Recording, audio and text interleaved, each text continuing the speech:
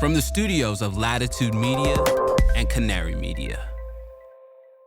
I'm Shayle Khan, and this is Catalyst. The urban legend states that Mary Shelley wrote Frankenstein in, I think, 1916 in Lake Geneva because a volcano erupted in 1915 in Indonesia, and that caused basically global cooling. So that's the story. It may or may not be true, but I like it. I like the story. I don't think it completely answers Ben's question. It definitely does not. But what I guess I would say is, like, you might have lower solar production. I have no idea what you'd expect to see in terms of solar generation.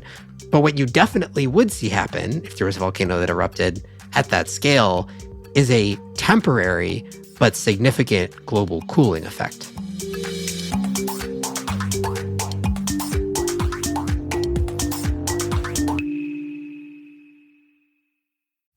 Let's face it, environmental news is often very depressing. That's why we focus on solutions on this podcast. But still, the climate crisis looms large. Rising temperatures, mounting pollution, environmental degradation, they're all warping the planet. And for a lot of species, including us, things don't always look so great. But the story doesn't end there. Every Friday, Living Planet, a show from Deutsche Welle, takes you behind the headlines to figure out what's happening and how we'll get through it. It'll also help you make better choices for a healthy planet and find space to reconnect with the beauty and wonder of the world around us. You can find Living Planet wherever you get your podcasts. This week, you asked, we answered, or tried anyway. I'm Shayle Khan. I invest in revolutionary climate technologies at Energy Impact Partners. Welcome. All right, we are back with our third ever edition of a Mailbag episode, or an Ask Me Anything episode. I guess that's the Reddit version of what we're doing here. But for the third time, my friend and colleague Sarah Golden from GreenBiz joined us to aggregate a bunch of questions that you all sent in over the past few weeks. Thank you so much for sending in questions. We got a bunch of really good ones that were fun to answer. So keep sending those in. Don't feel like you need to wait around for one of these periodic Ask Me Anything episodes. We'll try to do it once in a while, no matter what, as soon as good questions come in significant enough volume. But in the meantime, here is Sarah taking over host duties. I'm Sarah Golden, VP of Energy at GreenBiz, and welcome to Catalyst. I am here with your usual host, Shayle Khan, partner at Energy Impact Partners, doing our third ever Ask Me Anything with Shayle. Shayle, welcome to your podcast. Thank you. That was a very nice formal introduction. It's better than I normally do. Well, I love doing these. I love being able to be behind the microphone and ask you questions. And I have a kickoff question for you. So there was a study a few years ago that said that people tend to choose professions unconsciously that resemble their own names. And they found that there was a higher likelihood of, like, dentists becoming dentists. And my question for you, Shayle Khan, is, do you think having the name Shayle has anything to do with you seeking a career in energy? When I was born, it predated, like, the shale gas revolution really taking off, but it was definitely true as I was growing up. Actually, the closest version of a true story that ties to that is that I was obsessed with rocks as a kid. Not so much energy, but, like, as a little kid, I had a rock collection. And I remember one time I had at some point my parents had gotten me a bank account, and I had like a $50 in a bank account. I had access to it, which was their mistake. And then I went down to our local rock shop it was called Bernie's Rock Shop, that I could walk to in Madison, Wisconsin, where I grew up. And I spent my entire savings, all $50, on a single geode, which was an awesome rock that I think still exists at my parents' house, so I'm not sure about that. Anyway, I was super into rocks, which maybe, like, ties to now I spend time in a bunch of subsurface things like mining and, I don't know, geothermal and geologic hydrogen, other stuff like that. So yes is the answer, I guess. That is an incredibly nerdy splurge. It was really cool, though. Like, it was a big, I don't even know how I could carry it. It was like a very big geode. Okay, well, let's jump into some real questions from listeners. And I want to start out with a question from James Hewitt, who works on policy at Breakthrough Energies. James loved your episode on the electricity gauntlet that played back in August. And I agree. I think this is a great episode that outlines the different buckets of electricity demand increases in the coming decades and all the challenges of meeting them.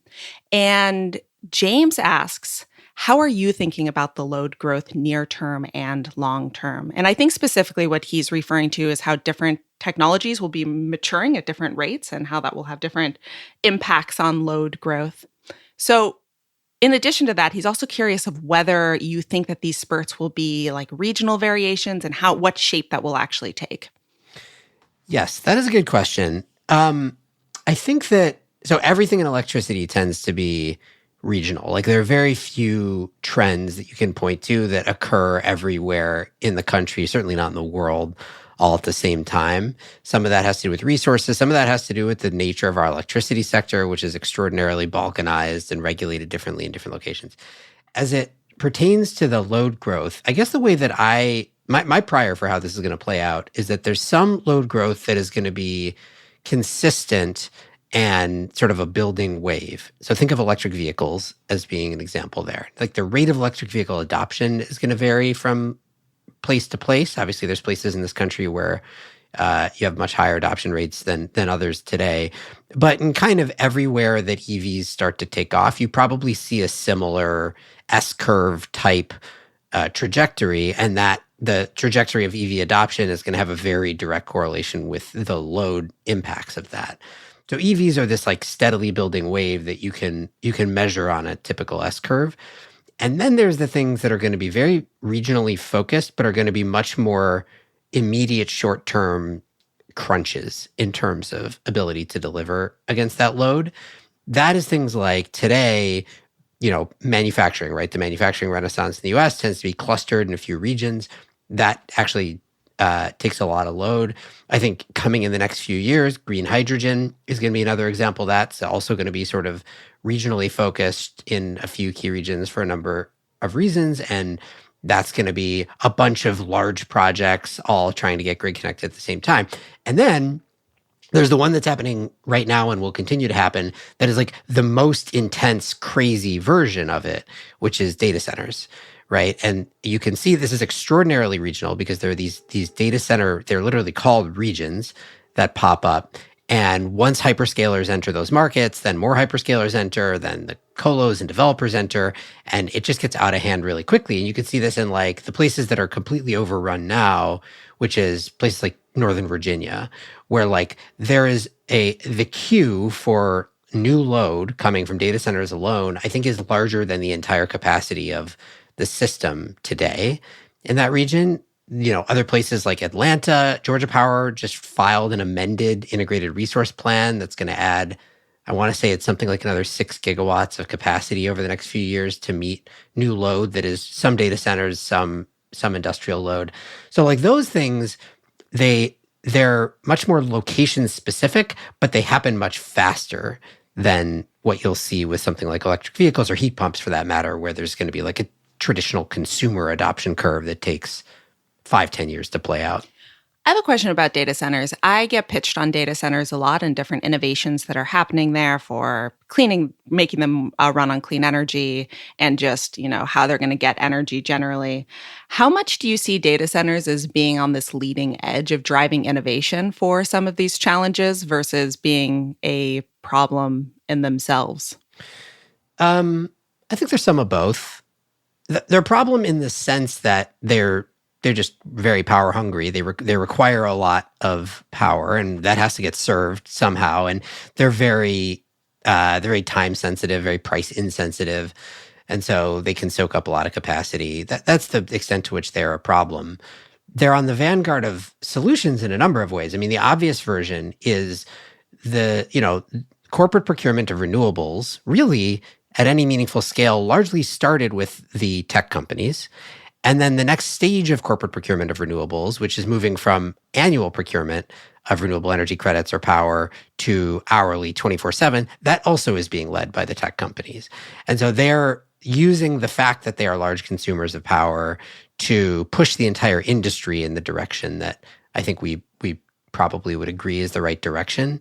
And I think you'll continue to see that happen. You'll see some of that happen with way that they procure backup power and resiliency. And so, though it is a large source of load that needs to get met somehow, I generally think on balance it's good because those customer sets tend to be particularly progressive when it comes to climate issues, and they're willing to put their money where their mouth is and take some risks that others will not. I mean, another example of this would be like the first PPA that ever got signed for enhanced geothermal in the United States from Fervo was with Google.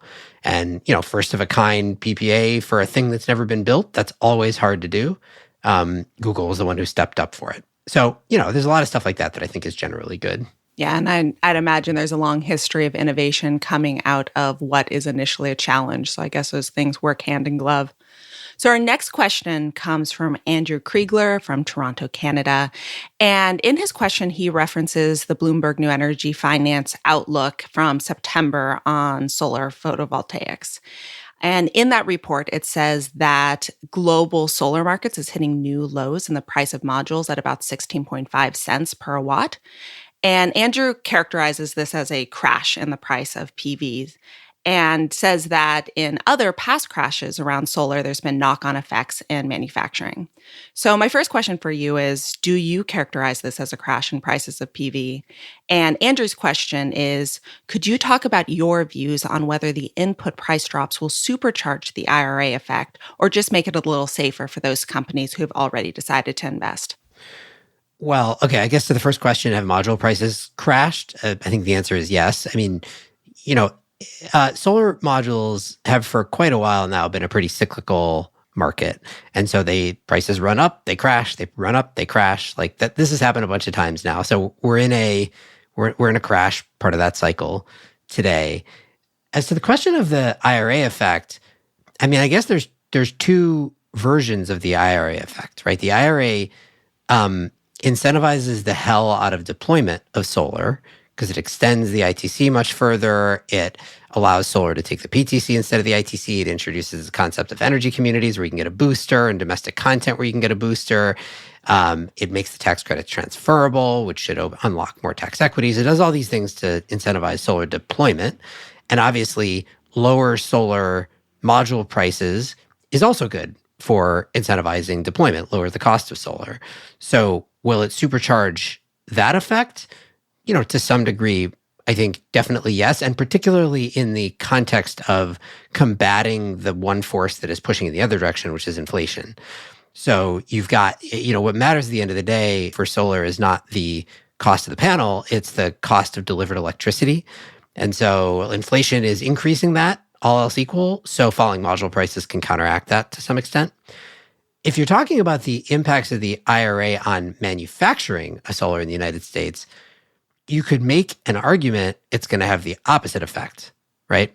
Because the IRA introduces a bunch of incentives for solar manufacturing here, but all things equal, at the end of the day, you're still competing, albeit on a subsidized basis, against imports, which are historically lower priced. And when the global module price crashes, that just lowers the benchmark against which you have to compare yourself if you're a domestic manufacturer. So you could make an argument that module prices crashing today actually makes it harder to invest in manufacturing capacity in the US for solar. Realistically, I don't know that that's actually going to be the case, in part because these are smart companies who recognize these markets are cyclical and they probably have a view as to the long-term cost trend, and the incentives are really rich for manufacturing in the United States. But, if module prices stay depressed for an extended period of time, I think you would assume relative to an alternative scenario where module prices had been higher, that probably would put a dampening effect on the manufacturing build-out. And due to the cyclical nature, it sounds like you're not very concerned about this. I'm not that concerned about it having a big effect on manufacturing. I don't think. I think it's a really good thing in the context of competing against rising. I'm more concerned about high interest rates impacting the solar market than I am about low module prices dampening domestic manufacturing. So on balance, I'll take lower panel prices. So the IRA has been in place for over a year now, and I'm curious what you're seeing right now. What did you not see coming that from this law that is now coming to be? I mean, a lot of things are still to come. There's still a bunch of guidance that we're waiting on from Treasury, which, I mean, one thing I did not see coming is how long it was going to take Treasury to issue the guidance on stuff like the hydrogen production tax credit and a number of other areas. Like it's a long time. And the tax credits were extended for 10 years or introduced for 10 years. So 1 year out of 10 is not the end of the world, but it's a meaningful amount of time in like investment decision-making scale. So I certainly didn't see that coming, and hopefully that, we're done with that question in the next couple of months, but we'll see. There's no firm date on anything at this point. I think, if you were reading the legislation closely when it passed, the impacts that we've seen on the market for renewables and energy storage, pretty predictable, generally very positive. I think one thing that has been interesting is the 45Q, which is the carbon capture credit. It made point source carbon capture way more lucrative. The credit went from, I think, $45 a ton to $80 a ton. And that predictably has had a big impact on that market. Lots more excitement about that. But the thing that has been interesting in the meantime is that there were two big CO2 pipelines that have been planned for the Midwest, largely to take CO2 from ethanol plants in the Midwest to Class 6 wells that you can sequester the CO2 underground. Both of those have turned out to be incredibly difficult to get built, to get permitted, more like, which I guess was sort of predictable. We don't permit pipelines a whole lot these days in the U.S., but you might have thought CO2 was a different thing.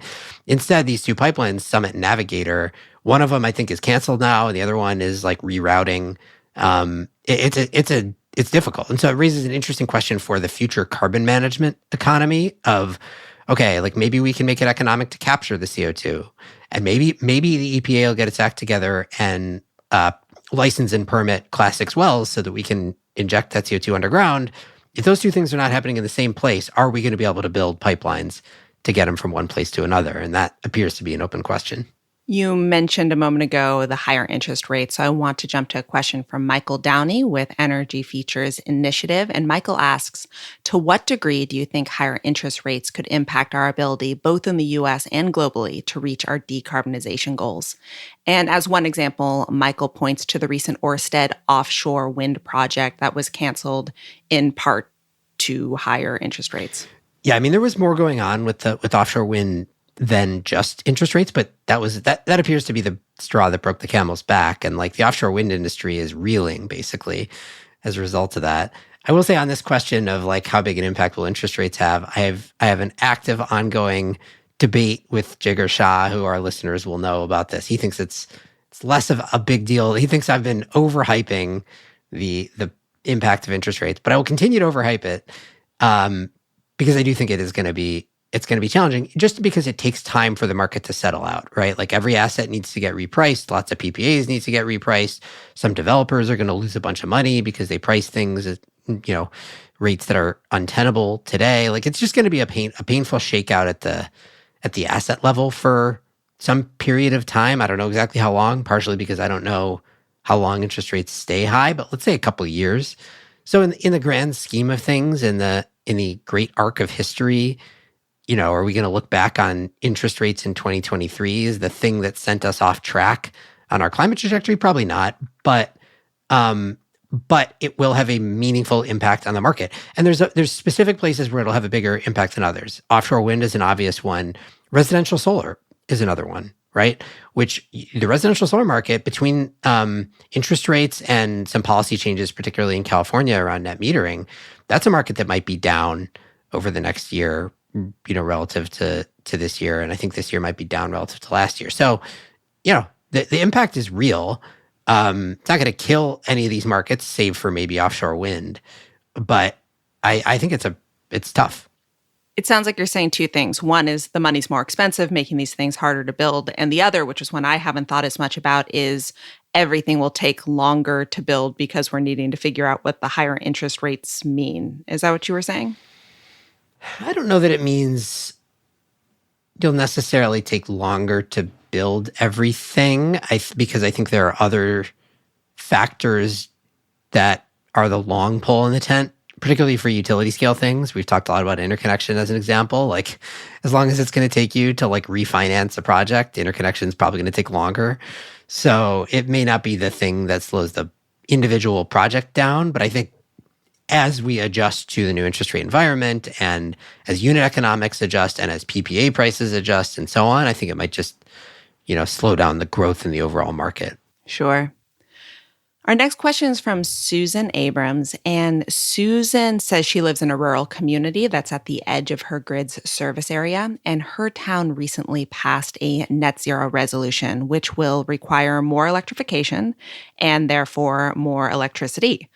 So the challenge is, she says the town's existing transmission infrastructure is already close to capacity, and she is wondering, where is our advocacy better aimed? Upgrading and expanding grid capacity, or increasing battery access and deployment in order to establish a local microgrid? I mean, I think it's probably going to be a somewhat unsatisfying answer to say some of both, probably. I'm generally still a fan of the macro grid. Like, I've never been a person who believes that the future will be or should be this balkanized system of lots of small microgrids that don't interact with each other whatsoever. And if you're at the edge of the grid and you've got a connection already, you're probably best off from a cost and reliability standpoint, upgrading the capacity such that the macro grid can continue to deliver power at whatever scale that you need. With that said, those also tend to be the locations where resiliency is most challenging and most important. If you really do care about resiliency, then some version of a microgrid, which is basically to say, backup generation plus the ability to island it, potentially with other resources attached, can be good. So if I could choose, I would say, look, upgrade the big grid and try to install basically a resiliency-driven system at the local level. But don't try to say, we're going to take our whole community or whatever it is off grid. You just don't see that working out economically for any customer who has access to the macro grid. That's interesting to hear, because I also know that you are quite concerned about all of the interconnections headwinds and the challenges of getting new projects online. Has your view around this shifted at all with all the new studies coming out with the interconnection queue? You mean like the interconnection reforms? All the, like, MISO is reforming the queue and all those kinds of things? Is that what you mean? I mean, as far as how long it takes to connect a project. Well, I continue to think that is, generally speaking, getting worse before it gets better. I don't know that a microgrid solves that. It's sort of situational, right? But like, first of all, the big challenge with interconnection is either big generation or big loads. That's where the problem is the biggest. If you're big, it's a bigger problem. If you're going to still have a grid connection, again, if you're not going to be fully islanded all the time from the grid, you need to be able to deliver the capacity that you need at peak. That's like the whole system is built for peak. So you still need to be able to deliver that. The purpose of the microgrid, or whatever you want to call it, is to be able to island in the event of a grid outage or a demand response event. So there's a little bit of nuance here, right? Where you can maybe introduce a scenario. I don't know if this works at the town level, but you could certainly do this for individual large customers, where you say, I need 100 megawatts of peak capacity, but I'm willing to participate in demand response events that look like X, Y, and Z. I can downrate my capacity or shut down for limited periods of time. So there's something in between there, but I generally do not think that like the primary solution to our interconnection problem is not interconnecting, if that makes sense. In the last few months, you've had a few episodes that have hit on the that we may be actually entering a microgrid moment because of some of these challenges around interconnection. And Alex Sharenko asks about the role of distributed energy resources as a potential stopgap measure for these interconnection headwinds. And he asks, are technologies that enable robust, always-on microgrids that could be relatively quickly set up undervalued? Asked another way, will microgrids play a significant role in the electrification of our economy, or will they continue to be niche? This is where I think terminology kind of matters a little bit. Let's not talk about microgrids in the context of this question. Let's talk about distributed generation or distributed energy resources, because microgrids are a very specific thing. They're a combination of those resources that you can island. And the islanding component of it, which is the core component of the making it a microgrid, that's a resiliency thing. And it's good. And there's a lot of customers who want that for a bunch of reasons. But I think the question that Alex is asking is more about, can we use distributed generation and or storage and or load control? Can we use distributed energy resources to some degree alleviate the electricity delivery bottleneck that we're starting to see in some places? And I think the answer to that is yes. It's probably not a full-scale solution. We still need the big picture reason why this is a challenge is that we're trying to turn over a massive fleet of electricity generation relatively quickly because we're retiring lots of coal. We're not building a lot of new natural gas. We're trying to add a lot of renewables. We're trying to add a lot of batteries, all the things, right? And that still needs to happen. Like, I don't see a scenario where you distributed generation your way out of that. But with that said, every behind the meter megawatt that is delivered, if it is delivered at the right time and the right place, can help alleviate the need for a megawatt or a megawatt hour that's going to get delivered from some generator further away that's hard to get the power to, or from rather. So I do think that is valuable. And I think that actually, to the question of is this stuff undervalued, you can make an argument in either direction about this. But for example, the changes to the net metering policies in California, which as I alluded to before, is sort of making it more challenging to install residential solar. The purpose of them is to really incentivize adding batteries if you're going to do residential solar in California, and to use the solar plus battery to deliver that power to the home or to the grid at the right time, which is when the grid needs it, right? In that evening peak, in the neck of the duck, so to speak. In my mind, high level, without sort of getting into the nuances of that specific policy, like that is appropriately valuing those resources. It's saying if the resource can actually alleviate a challenge on the grid, which is a real thing in California in those evening peaks, then it has more value than if it's delivering in the middle of the day when, there's an oversupply and we're curtailing a bunch of power.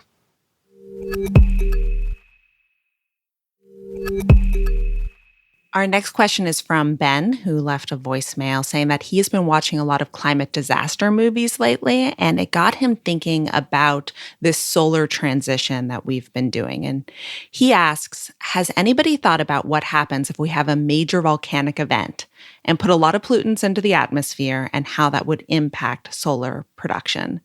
And I like this question because it points to how we sort of collectively fail to anticipate all the way things can go wrong when we're mapping these giant transformations. And so I'm curious. Take it away. I have no idea. I have no idea the impact on solar production that you would expect from a volcanic eruption. But I do have a volcano climate-related story, actually. So, what we're talking about doing when we talk about solar radiation management or geoengineering, that portion of geoengineering, is very similar to deliberately doing what volcanoes accidentally do, which is spewing a bunch of these sulfur based compounds into the atmosphere. And the story that I like that relates to this, if you want to take an extreme version of what we'd be talking about doing with geoengineering. So I'm going to butcher this a little bit, so listeners don't Google too closely, but broad strokes, one of the largest volcanic eruptions in history was in 1915. This is where I'm going to get it wrong, but it was a huge eruption in Indonesia. And it was so big that it effectively cooled the planet by something like 0.5 degrees Celsius for like the next year, and had all sorts of weird climatic effects all over the world, including, so the next summer after that volcano erupts, while the world is still feeling all those effects, Mary Shelley is in Switzerland in the summer at Lake Geneva, where she's supposed to be vacationing. Lake Geneva in the summer is supposed to be very pretty and sunny and so on. She's with Lord Byron and a bunch of these other former famous people, now famous people, I should say. But instead of being like a sunny, Lake Geneva-y summer that she expected, it's gloomy and it's dark and it's cold. And because it's gloomy and dark and cold, she stays inside and she writes, and she ends up writing Frankenstein. And so the people believe, or the urban legend states, that Mary Shelley wrote Frankenstein in, I think, 1916 in Lake Geneva because a volcano erupted in 1915 in Indonesia, and that caused basically global cooling. So that's the story. It may or may not be true, but I like it. I like the story. I don't think it completely answers Ben's question. And I think that there's also a way It definitely does not. But what I guess I would say is, like, you might have lower solar production. I have no idea what you'd expect to see in terms of solar generation. But what you definitely would see happen if there was a volcano that erupted at that scale is a temporary but significant global cooling effect. Right. As far as the solar production side goes, we've seen this some with wildfires as well, as blocking the sun and reducing our anticipated solar production. Do you have an idea of how meaningful that is, or how we are starting to factor that into models? I don't know that it's really getting factored into models. I mean, one thing I will say in general is that we've not yet woken up to how much we need to be modeling these more extreme weather events into electricity reserve allocation modeling, basically. There's a bunch of data around, so like Texas, another example of this, right? Where you see these kind of multi-day weather events now, basically every 3 years or so, pretty predictably. But they're each one of them is individually considered to be a 1 in 100 year event or something like that. And so we don't yet fully account for them, and that causes issues. Wildfires maybe being one among that broader category. We haven't yet, I don't think, faced. There was some concerns when there were wildfires here in California a couple of years ago about reserves on the grid. We haven't yet had blackouts or brownouts that you would, I think, ascribe to wildfires. But again, it sort of falls into this category of, like, the closer we are to the razor's edge in terms of having enough predictable capacity on the grid, the more things like that or other weather events start to really matter. Yeah, there does seem to be an irony around becoming more reliant on weather-dependent energy infrastructure at a time when weather is becoming less predictable, which is the thing that weather-dependent infrastructure is intended to address in part.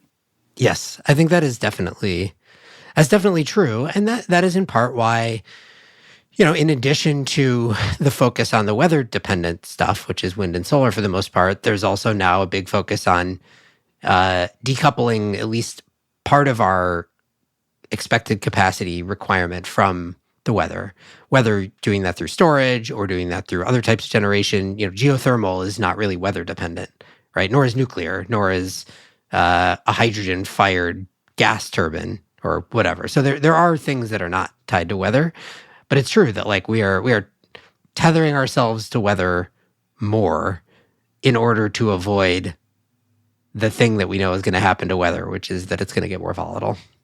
Our next question comes from Sam, also via voicemail. And Sam points out that our categorization of carbon dioxide removal technologies is unhelpfully large. And it includes things like direct air capture and biomass and kelp farming and forestry practices and land use management.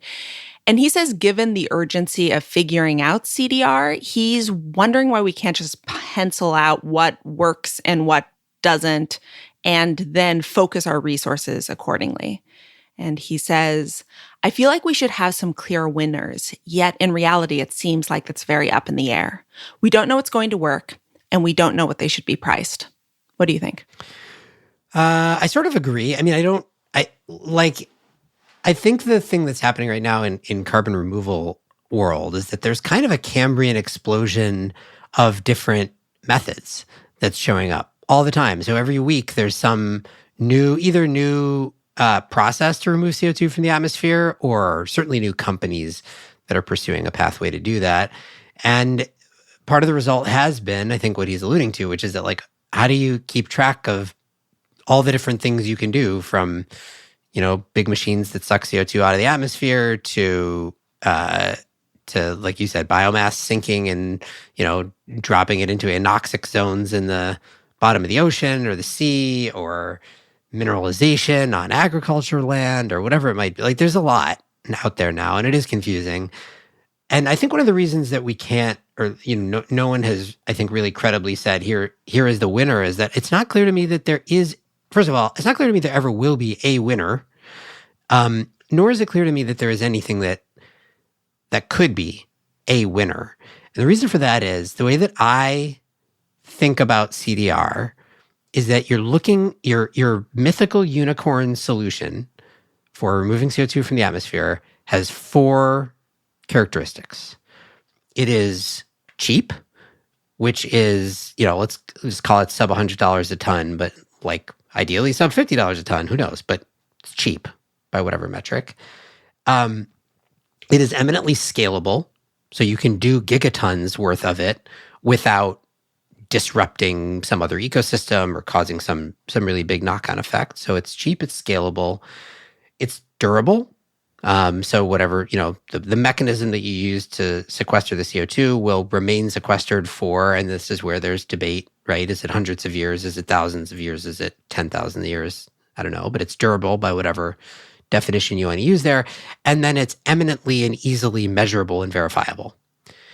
And if you take those 4 criteria as the 4 criteria, basically everything fails on at least one of them. Or if not fails, then like struggles on one of them, right? You can imagine super scalable mineralization on agricultural lands, difficult to measure and verify. So lots of companies trying to figure out how to do that better. Direct air capture, incredibly scalable. You could theoretically do it anywhere, easily measurable and verifiable. Like, fits a lot of those characteristics. Open question price. Can it be cheap enough? So the way that I see it today, like, there are a lot of really promising options. But the reason why we're pursuing all of them simultaneously is that none of them have yet, like, fully disproven the notion that they're going to fall down on one of these 4 pillars. And until we know, and realistically, again, I don't think there's going to be one that's going to win out. We're going to do some combination of a bunch of them.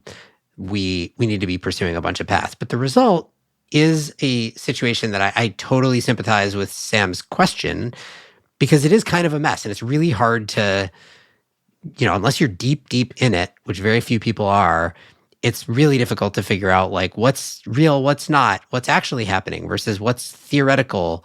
How should I think about ocean capture? It's very confusing. Yeah, it does seem like one of those things where we don't know what's wrong until we know what's right. And what's right will probably be a ton of different things. I'm curious about innovations in that 4th pillar you mentioned around being able to verify what works. This feels increasingly important when we think about land use considerations and biodiversity and properly valuing these things. I know somebody that's working on a project where she is aiming to work with dairy farmers in California to have them participate in carbon markets and verifying that different practices that farm uses actually leads to sequestration of carbon. And in order to verify this, they have like a team of PhDs out at this farm. And I hear this and I'm like, well, that's not scalable. Like, if we actually want to make this a market, then we need to be able to know this works better and faster and cheaper. So are you seeing anything in that 4th pillar? Totally. I mean, and I should be clear that, like, there are really smart people working on all the pathways and all the solutions to the problems with each pathway. I agree with you that in some of the, like, generally speaking, the things that are cheaper today are harder to verify because they tend to be nature-based. This is broad strokes, but let's just, I think this is true to a first approximation. And the things that are more expensive today tend to be easier to verify because they're engineered and you basically get a pure stream of CO2 you're going to do something with. On that first category of generally cheaper, generally harder to measure and verify, there's a lot going on, right? You're talking about maybe, I don't know what practices those farmers are going to change, but if it's soil related, there's a bunch of companies who are, introducing new soil carbon measurement techniques, whether via physical infrastructure you put in the ground or through hyperspectral imagery from satellites or whatever it might be. We're getting better and better at like imputing estimates from samples. It's still not perfect. And it's a challenge, but there's work being done there, and there's work being done on all these other ones. Can you, like, if you're mineralizing something, can you introduce an isotope that, can be recognized, that'll tell you definitively how much CO2 you sequestered in the rock? These things are all kind of exciting, but there's a long way to go, I think, to build the trust that's going to be required for the carbon removal market to really scale with any of those technologies. Our next question comes from Phil Keys at Intertrust Technologies. And Phil has been noticing this trend in the last few years where European energy conglomerates like Enel and RWE and Shell and National Grid and Schneider are buying up all of these small energy assets and are also acquiring different climatetech startups in the US. And he says that this isn't being covered very much by industry outlets and asks, is this an important trend, or am I reading too much into this? Well, I guess first question is for you, Sarah, since you represent an industry outlet at GreenBiz. Do you feel like it's undercovered? Have you covered it? Yeah, I see this a lot in press releases. And generally speaking, I see this as companies recognizing this enormous potential within investing in the clean energy transition and acting quickly. And in the last year, I've seen this supercharged from the IRA. But I also hear about this in press releases, which seems like, not the place you would put information if you're trying to hide it. So I kind of think of it as more of like an opportunity to be just expanding into new markets. And so partly I'm curious, like, am I missing something? Is there also is there a larger story there that should be covered, or a larger trend that you think is worth highlighting? I don't know if this is a larger story that needs to be covered or not, but I can tell you why I think you do see a lot more M&A from European energy companies buying US-based companies, mostly project developer types. First of all, the US is a big market, and it is generally strategic for companies to enter the US if they are international. And we have a lot going on here, and especially today, right now, thanks to the IRA, in part, like, the US is the epicenter of some of these markets. Related to that, specifically on the energy company side, I mean, one thing that I'm not sure everybody appreciates is that the European utility conglomerates or electricity conglomerates tend to be more international by nature and more global by nature than the US-based ones. So if you think about US-based, not oil and gas, but just like electricity companies, very few of them have significant operations outside the United States. AES would be an exception to that, but very few others. Whereas if you look at the European majors, and you named a bunch of them, EDF and Enel and so on and so forth, most of them do. And so that's one of the reasons why you see it go in that direction and not in the other direction. And then the third I'd say is that, and this is true more of sort of molecule world, the early movers, the early significant movers in terms of like building up a real meaningful business in clean energy, or new energies as they often call it, have been the Europeans. So think BP and Shell and Total, they are all European super major oil and gas companies, and they all got into this game in a more significant fashion relatively early and were pretty acquisitive when they were getting into it, and things like EV charging and so on. So for those three reasons, I do think it is true that if you like added up on a ledger, on one side, all the European energy companies that have acquired American clean energy enterprises of one kind or another, and then the American ones that have acquired Europeans, it would be a long list on one side and almost none on the other side. I don't think there's anything particularly nefarious about it, but I do think it's just the result of sort of the structure of the markets and the players in those markets that differs between the US and Europe. Interesting. I think I tend to romanticize the prescience of the European mindset. So there's also part of it for me where it's like, oh, these European companies are recognizing this opportunity that some U.S. companies may not have fully internalized yet. And it's sort of like, well, if they can do it for healthcare and furniture, who knows what they can do for clean energy? Furniture, yeah. Is like, do you think of IKEA as prescient or?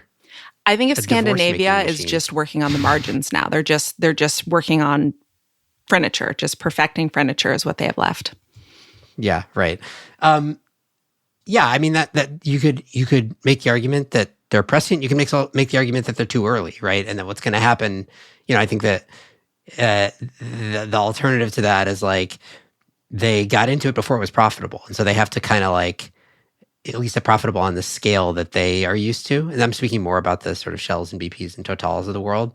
And so they got to build up these businesses that have return profiles that don't look like their core business and kind of hold those two things simultaneously for a while one market is maturing and the other one is very, very mature. And, if they can navigate that, then they will have this time advantage and investment advantage that they've built up. But it's no small feat. And you see this happen over and over again where they have to decide whether to double down on investing in this stuff or pull back on investing in this stuff, either when times are particularly good in oil and gas world or when times are particularly bad in oil and gas world. So it is like they're walking a tightrope of a sort. The next question we have is from Stefan Suhansky, who works at an agricultural startup in rural Ghana. And Stefan points out that most climatetech VC investments are focusing on developed countries. And he is wondering whether in your thinking about investing in climate tech, are you sort of trusting that these climate tech startups will then pivot to the developing world when the time's right? Or how are you thinking about the global south when you are considering different climate tech investments? I think that's a good question. And I think, it's probably undercovered by everyone, but including myself. I think from the question about when I'm thinking about investments, it's sort of sector specific.